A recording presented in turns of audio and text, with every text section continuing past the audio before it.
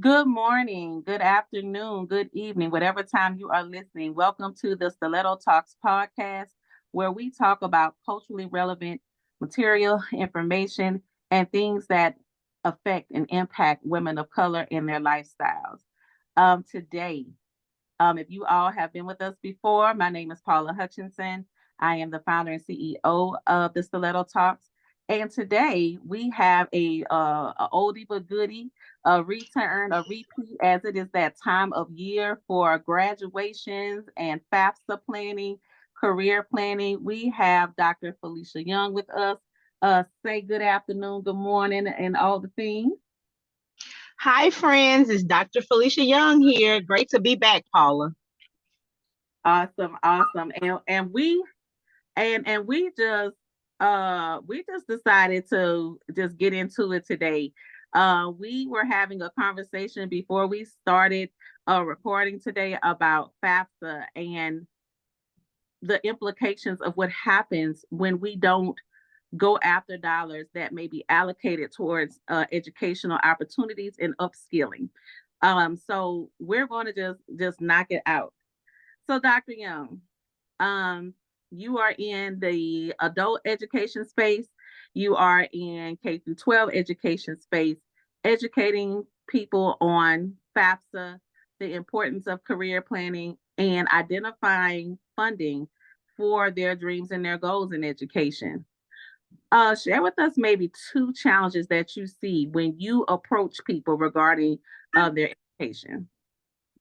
Well, two challenges I see. We'll do one for K through 12 and one as an adult. For K through 12, I see a challenge being having students and parents on the same page. You may have a student that wants to go technical and the parent believes they should go 4-year college. So in order to get them to both see that either choice is a great choice is sometimes a challenge for me. So that's a huge thing on the K through 12 side. For adult learners, I think a major issue is that their lack of understanding of how FAFSA actually works. Just knowing that they will be able to pay for college in whatever capacity using FAFSA towards their education, whether it be to upskill or to go back to school to get a whole new skill, just knowing that those options are there. Sometimes it's incorrectly believed that FAFSA is only for high school students, but it is for any student that is seeking to get a college degree. Awesome. Thank you for bringing that up. And you talked about being on the same page. And before we started recording again, we started talking about students wanting to be YouTube influencers, but then that Mhm. made more of an entrepreneur path. Um, Maybe they're showcasing the skill that they've received while in high school, and maybe now they have the certification for it, but they want to monetize it on YouTube, but not understanding the importance that FAFSA may help them to fund that dream as well. Um, how are you getting them to connect FAFSA and going through that process with maybe the goal of doing more of what they see as popular on social media? We do counseling with high school seniors. There's a thing called individual graduation plans. We go through that. That's making sure that students are on track for graduation. So we have that here in Louisiana. An important step in that is career discussions, kind of mapping out what you're going to do once you graduate, whether you're going to go to college or if you're going to go straight into the career field. We often talk about, excuse me, we often talk about what careers you want to have. So if a student tells me they want to be a social media influencer or a tattoo artist, I often ask them, well, what is the plan to get there? Like, what skills do you need in order to be a social influencer or a tattoo artist? A lot of them do not know what it takes, so that we have a discussion about using their favorite thing, the internet, to research and see what steps it will take for them to get there. But some sort of education is definitely needed in order to run a business, because being a social influencer is essentially a business. You need to understand algorithms and how money works and contracts and those sorts of things. And you can learn that in college. So I talked to them about just trying to find a way to make sure that they get the skills that they need to fuel the dreams that they want to have. Great, great. I love the fact that you are currently meeting the need with culturally relevant interests and connecting it to FAFSA. Now, for those that don't even know what FAFSA is, um, explain a little bit more about FAFSA historically, and the things that you need to do to prepare to fill out FAFSA. So FAFSA is the free application for federal aid. So essentially, students can apply for and oftentimes receive financial aid to pay for college. A lot of the financial aid is free money. So grants are the free money that you can get to go to school. There are different types of grants, but the main one that we know a lot of students qualify for is Pell Grant. Also, FAFSA is something that you can use to get student loans if you need that additional money to go to school. Traditionally, financial aid has helped a lot of students who are low income or come from lower middle class families be able to achieve their dreams of success. I myself was a first generation college student, and I definitely needed financial aid to help me pay for college. I have working parents. They did not have enough money saved or even just enough money just to do the things that we needed to do every day. So I had to utilize financial aid to pay for college, as many students do still today. It is a great opportunity that is set up for students to succeed. You have to take those opportunities and really run with it, but you can definitely take financial aid to fuel your dreams, because I am an example of that. I love that. And I myself as well, without financial aid, my mother certainly could not have done it. And I could not have done it on my own as I was a teen mom. So it was really important for me to be able to access uh, other funding for school. So I love that you brought that up. And that brings me back to what you said, which is about students that may come from single parent homes, maybe low income, lower middle class, but where you may have certain funding, but maybe not enough funding. What are some of the myths about FAFSA that are hindering us from getting it for our children and or for ourselves if we know that we need to go back to school? The number one myth is that I will not receive any money. You don't know that unless you fill out the application. So as you all may very well know, there is a new shiny FAFSA that's just come out. New Year's Eve. So it premiered. So it's a new FAFSA, new application. And so they have a new way that they calculate needs. So you don't know if you're able to qualify for financial aid unless you actually fill out the application. So that's one myth, that they think that they won't be able to get anything. But second myth is that if I apply for this, the government is going to know all of my business and my checking account and all of that. Well, really, the government already knows a lot of our business anyway. We do everything on social media, so they have all of our business, all of our likes and dislikes and everything. Another myth, I think, is that financial aid is only used for four-year colleges. I hear that a lot. Financial aid can be used for an array of programs.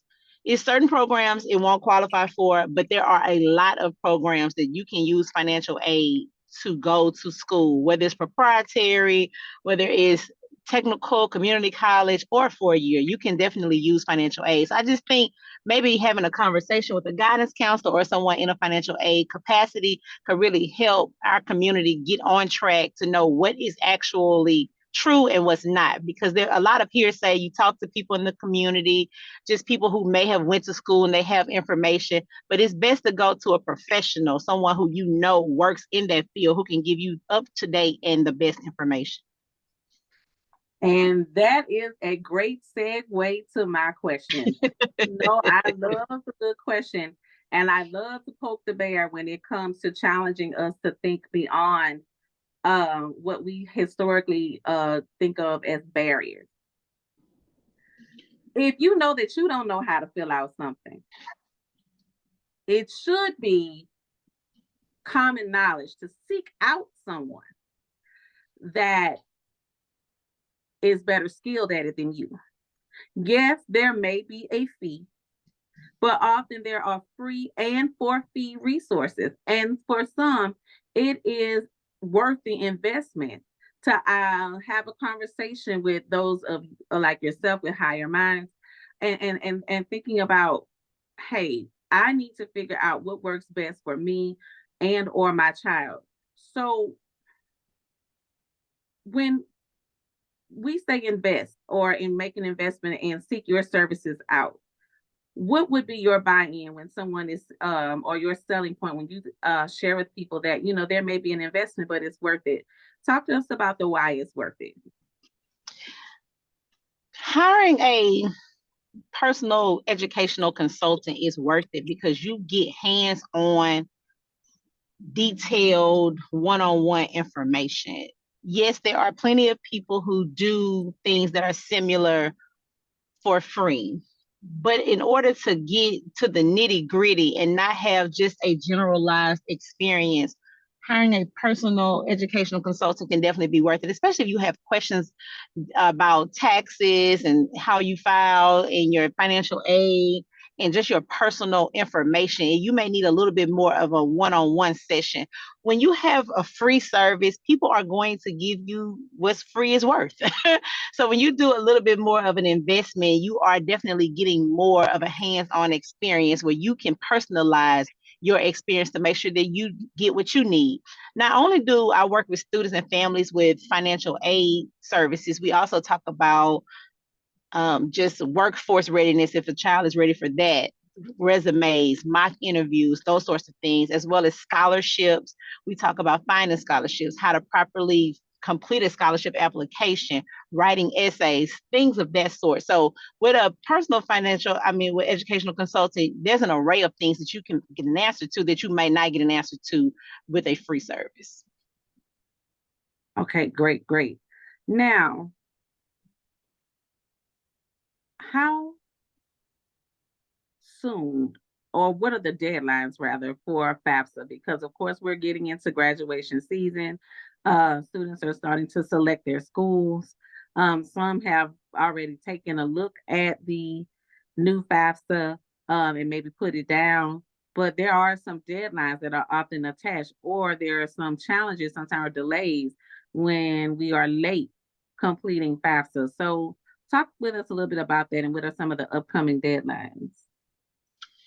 So right now with the FAFSA just premiering New Year's Eve, all of the deadlines have kind of just went out of the window. But that's not to say that we shouldn't be aware of what's going on. I would advise parents and students, if you are on social media or if you get regular emails to your inbox, that you sign up for student aid emails and updates and follow them on social media, the national organizations for financial aid in that way, because they are keeping students and parents up to date on what's going on. FAFSA premiered in January.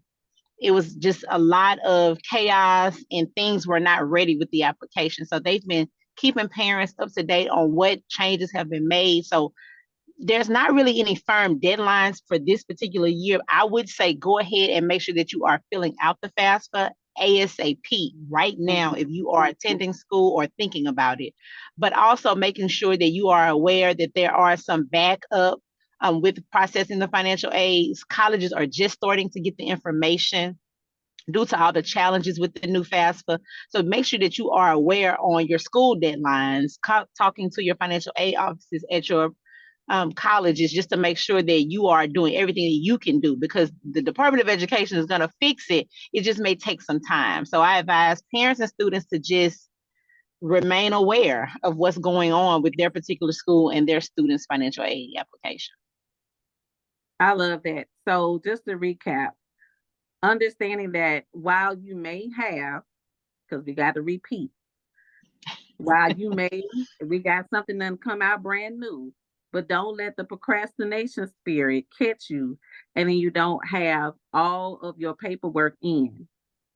Dr. Young stated to fill it out now.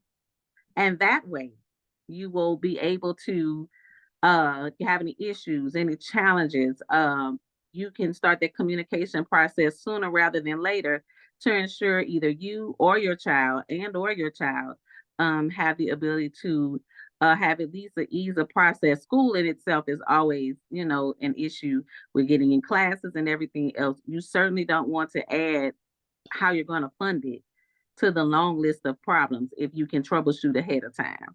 So I appreciate that you brought that up about while you may not have a deadline this year, you need to operate as if they do. Am I correct? Right. Yes, as if it's right now. But let me touch on something you just said about being able to fund it and knowing what's going on. I just want to add this point and say about award letters. So for students, when you are receiving award letters from your school, make sure that you are aware of how much tuition, your housing, your meal plans are, and do the math of how much financial aid or institutional aid, which is aid from the school, institutional aid, scholarships from the school. Make sure you know how much you're actually getting and how much you will owe, if anything, before you step on a college campus in August. I see a lot of disappointed students go to school, not have enough money. Parents are panicked and applying for Parent Plus loans at the last minute, just trying to get their students in the door.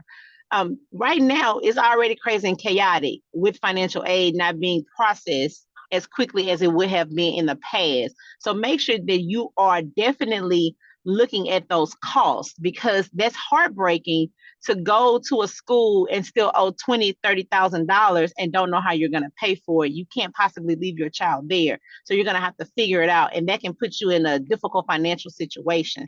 So we need to make sure that we're aware of that as well. I'm happy you said that, because I wanted to say that point.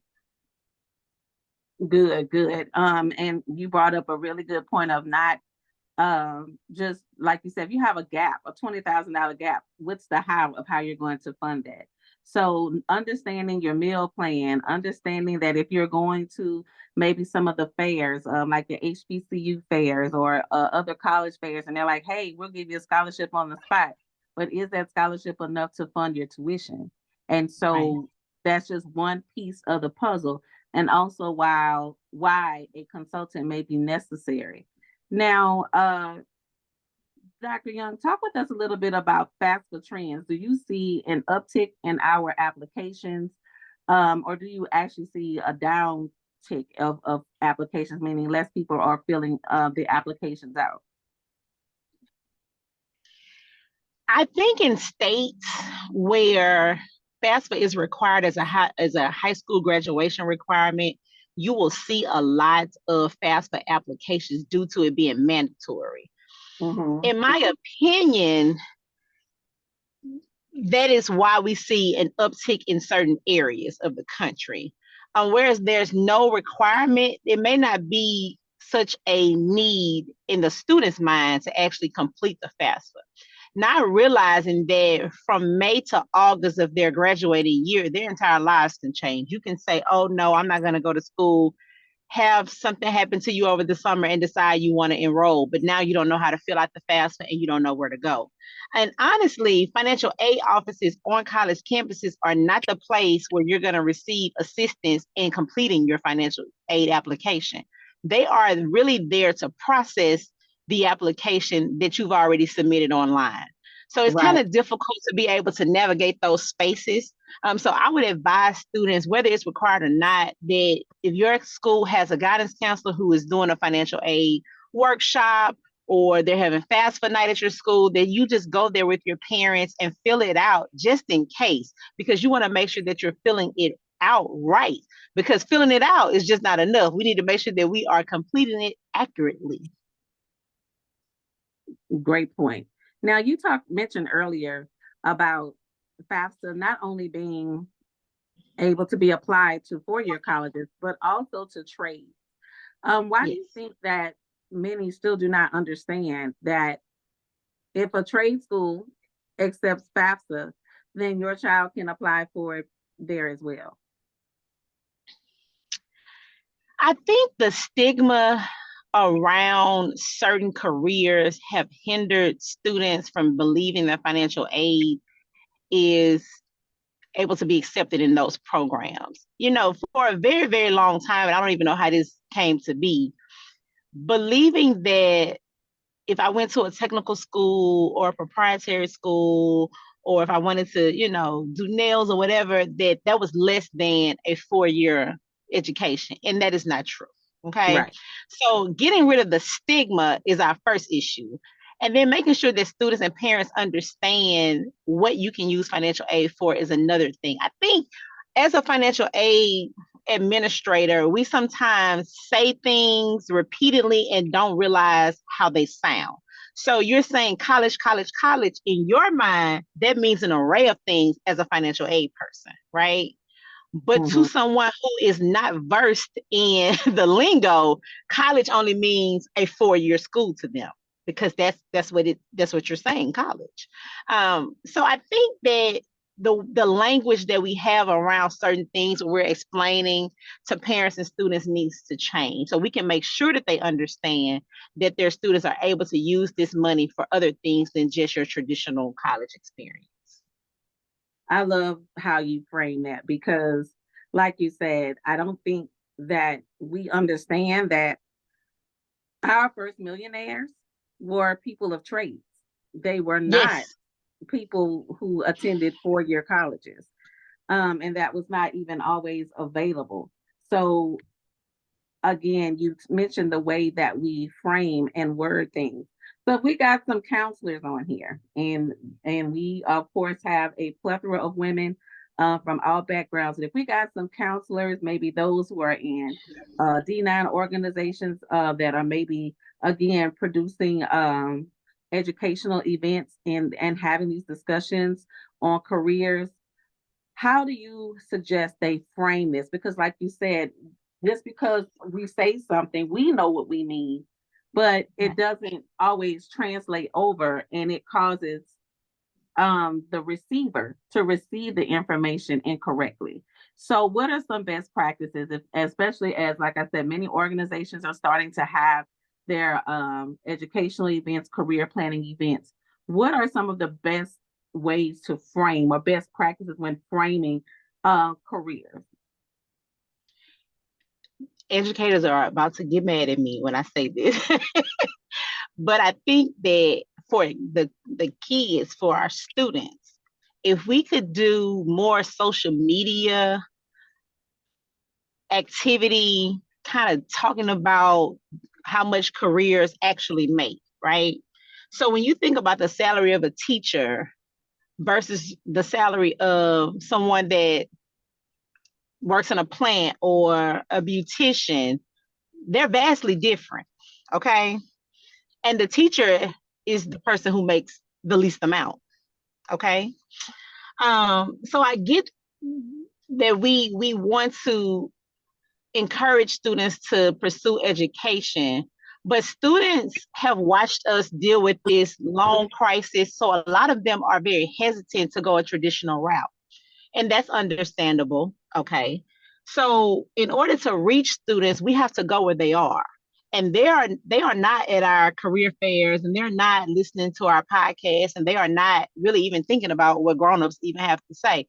But they are on Mhm. TikTok. So if there were TikTok videos that discuss how much time it took to become a barber and how much a barber could make in a year's time, that could be helpful to students in these career fairs and these talks we have with students their senior year. We had people come in from the different industries to talk about their experience, because I think sometimes we talk abstractly and students need to actually see, like, this is a person who's from my neighborhood, who grew up in quote unquote the hood, who maybe wasn't the best student academically, but they were really good with their hands. They became a welder. Now they make $100,000, because the entire point is we want students to grow up and become productive citizens in society. So we have to help them.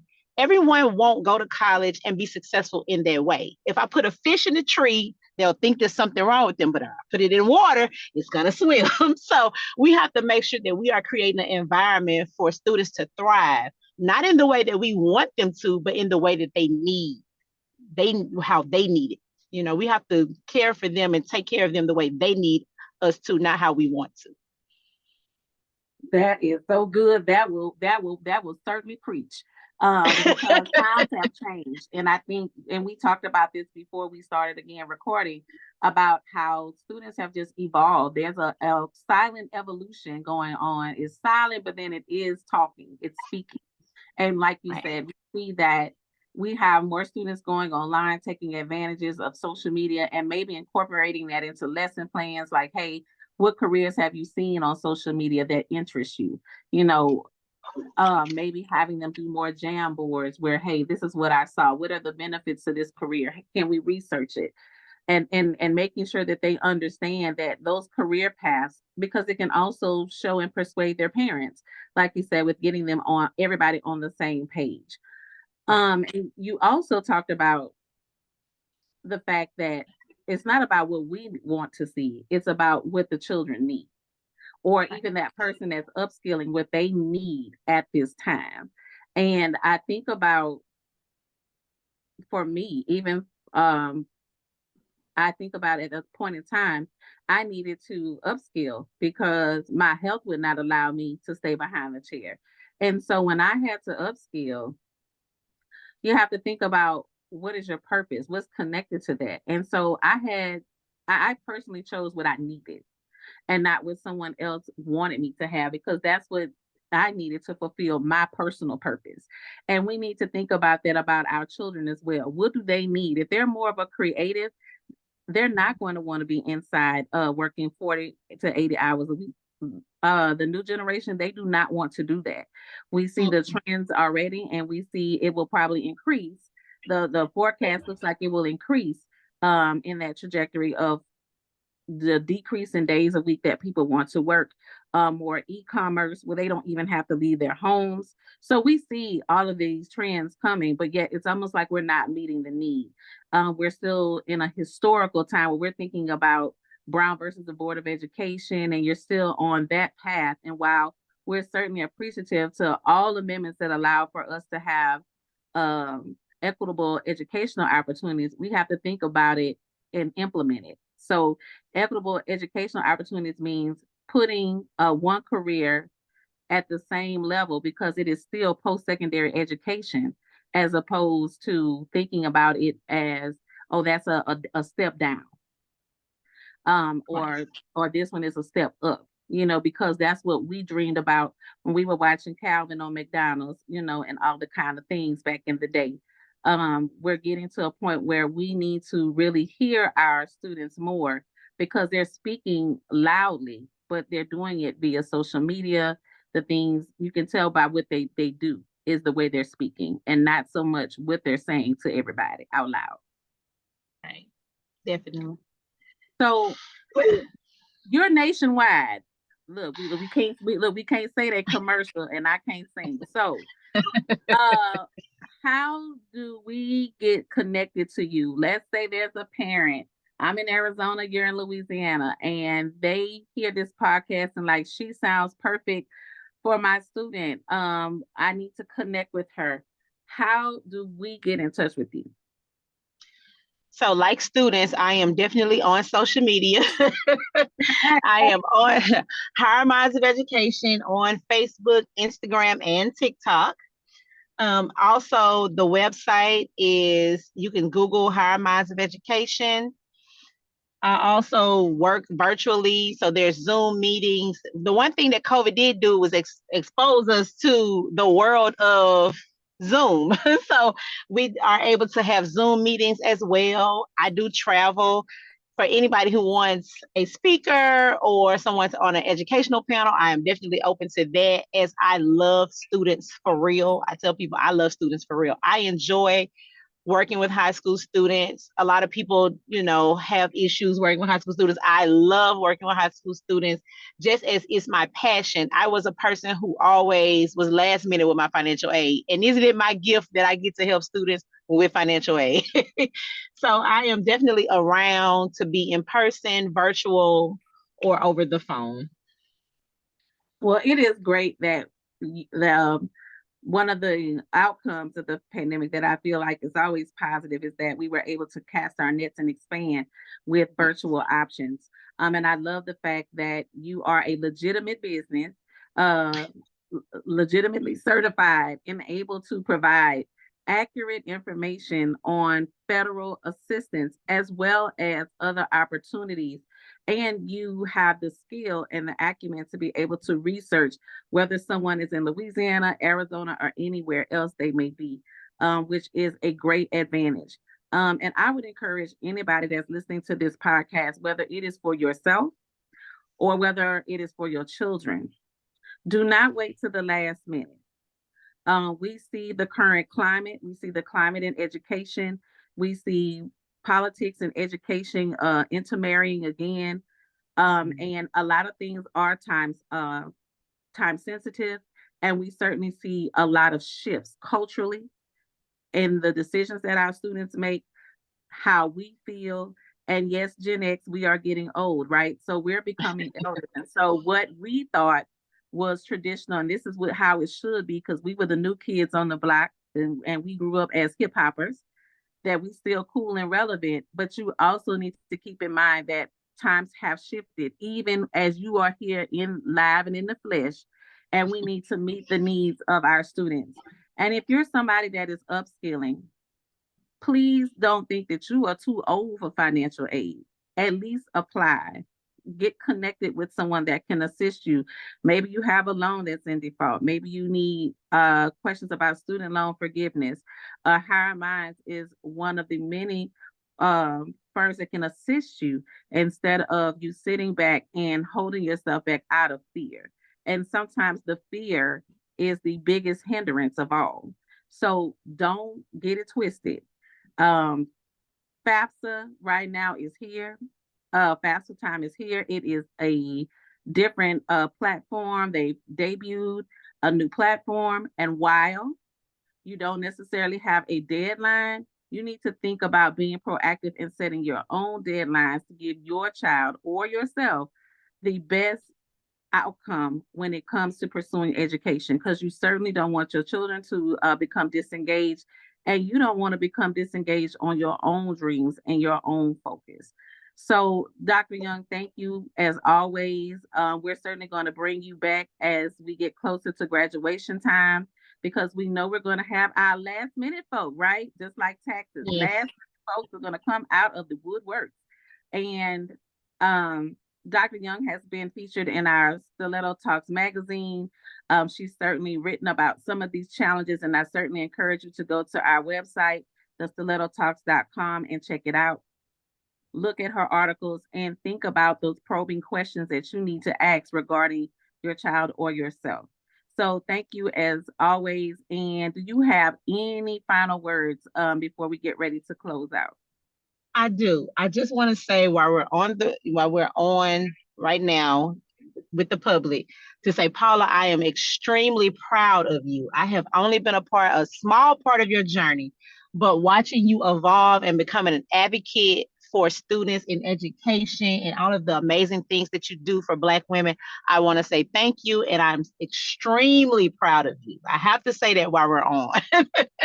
And thank you for having me on. Thank you so much. I appreciate it. It is just, I love community and I want to see us win. And so I've dedicated my life to it. My life has certainly evolved and shifted.